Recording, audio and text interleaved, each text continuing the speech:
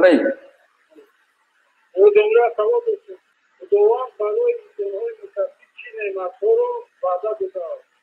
سلامت باشید. سلامت باشید. دیگه سوال نیست؟ خدا خیر برکته. موفق باشید. سلامت باشید. خدا برای انسان‌های بتخود چی نعمت رو کفالت داده است؟ کفالت حفظش، کفالت عزتش، کفالت برکتش، کفالت این سفید 100 ساله رو که نقل کردم فعلا بود شد نه حکایتش، همین است. همه پیر میشد، همه برجامونده میشود، لیکن اونویش سرگردونش اینش با عزت و با برکت و قناعتمند. لبیک. سلام علیکم. علیکم سلام. یک سوال است. مرحمت روش میکنم. خداوند در قرآن کریم دایر به تقوا و قرب الهی کدام خصلت‌ها را تاکید کرده است؟ سلامت باشید. خدا خیر برکت. دیگه سوال نیست؟ خدا چی نعمت رو برای انسانی با تقوا وعده کرده است؟ میگه که خشیت الله رأس کل حکمه. ترسی پروردگار یعنی پرهیزگاری، انصاف، عدل و انصاف اساس تمام حکمت و کامیابی مسلمان در زندگی است. مسلمان کامل و کامیاب زندگی میکنه.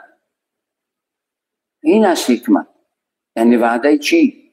وعده دادگی حالا پروردگار میگه استعیذ بالله تذکرونی اذکرکم.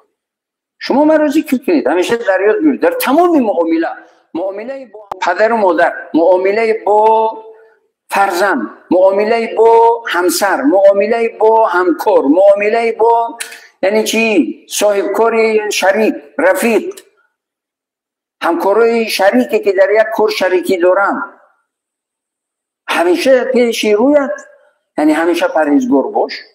اذکرکم، من شما رو حفظ میکنم، من شما رو برکت میدیم، من شما رو عزت میدیم، من شما رو کامیاب میکنم، من شما رو یعنی قناعتمندی و خاطر جمعی میدهم.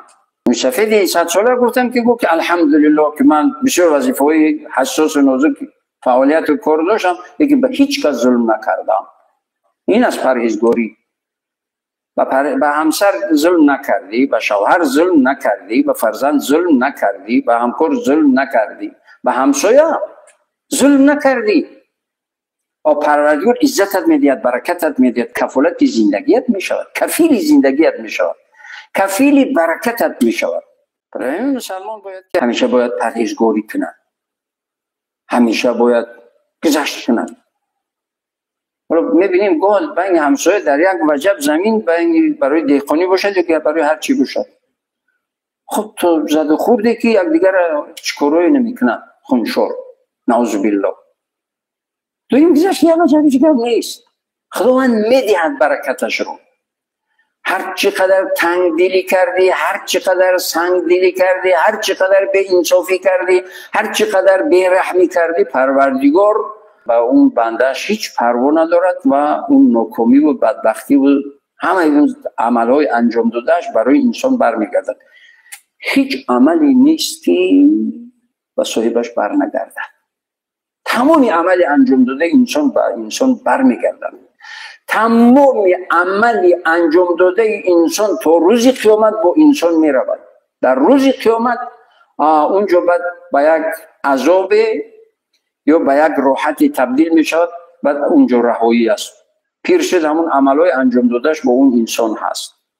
اگر عدل، انصاف و تقوا و پرهیزگاری و دیگر داشته باشد با عزت با برکت. حالا گفتم میگه بابا کو بگه ای بچه ما که خودی حساب ندارد. حالا بعضی‌ها 60-70 سال دارن ندارن، میگه اکه کو بگه ای دادر نخورده نمیتونیم محرومیم دیگر و بگه اکا اگر نمیخوری 70 ساله نمیشیدی ولی بر وقت میرفتی میمردی. او یا بر شکر بگو